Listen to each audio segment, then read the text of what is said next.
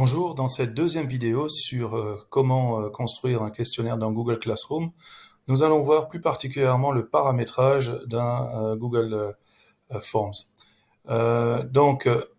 Nous étions dans la dernière vidéo dans Classroom, travaux et devoirs, un devoir qui est au brouillon avec le quiz. Je clique sur modifier et la première chose à faire, c'est de configurer, vérifier que le devoir puisse importer les notes. Alors attention, ceci n'est possible que si tous les élèves utilisent l'adresse professionnelle ou l'adresse du domaine. S'ils utilisent une adresse Gmail, cela ne risque pas de fonctionner. Donc ensuite, nous allons ouvrir le formulaire que nous avions configuré la dernière fois. Je vais cliquer sur le crayon en bas à droite pour le modifier. À partir de ce moment, j'ai toutes mes questions qui sont là. Et je vais aller dans la roue dentée des paramètres.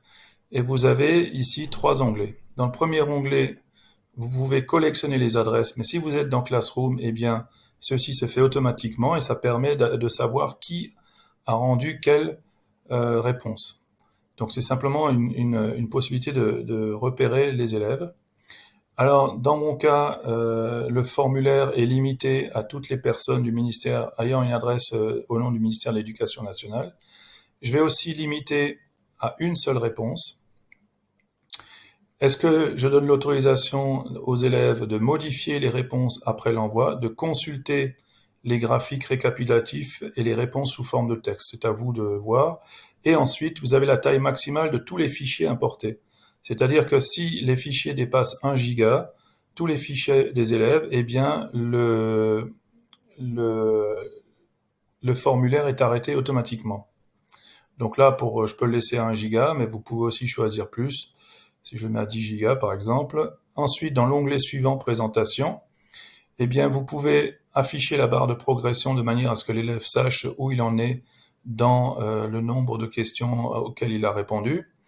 Et puis, ce qui est intéressant aussi, c'est de trier les questions en mode aléatoire de manière à ce que chaque élève ait un questionnaire particulier en proposant un certain ordre dans les questions. Maintenant, si l'ordre doit être respecté, vous le décochez.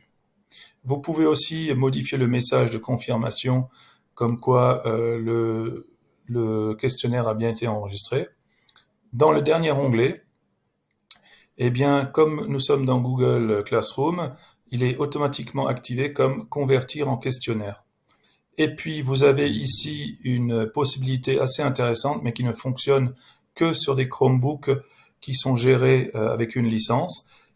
Si vous activez le mode verrouillé, lorsque l'élève va prendre le test ou répondre au questionnaire, il ne pourra pas quitter l'onglet du questionnaire aussi longtemps qu'il n'a pas rendu le devoir. Donc, il est vraiment dans une situation d'examen.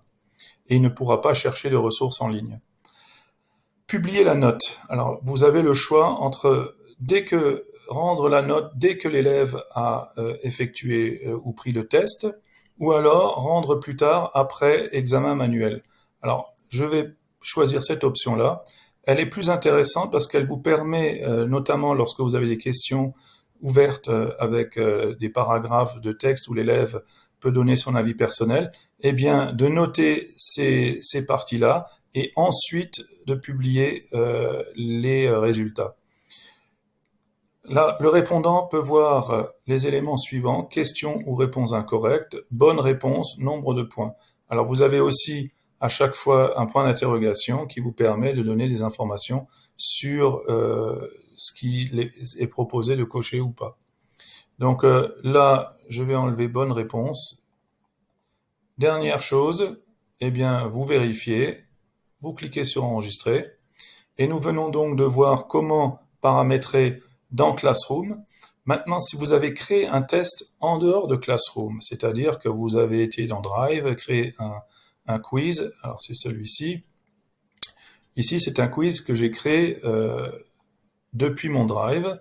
Et donc, à ce moment-là, lorsque je vais dans les paramètres, vous voyez tout est décoché. Eh bien, si vous voulez en faire un questionnaire, eh bien, il faut déjà activer convertir en questionnaire.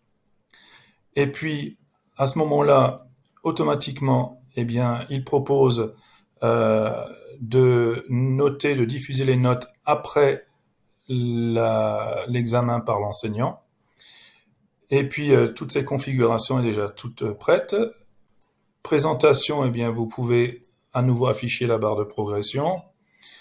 Et puis, proposer un mode aléatoire si le questionnaire s'y prête. Collecter les adresses pour savoir qui a rendu son questionnaire. Et là, pareil, limité à une réponse. Si vous êtes dans un domaine professionnel, eh bien, il vous l'affiche. Vous pouvez modifier les réponses après l'envoi. On retrouve la même configuration. Voilà, donc principalement, nous venons donc de voir comment configurer un devoir dans Classroom, mais aussi en dehors de Classroom. Je vous remercie de votre attention et à bientôt.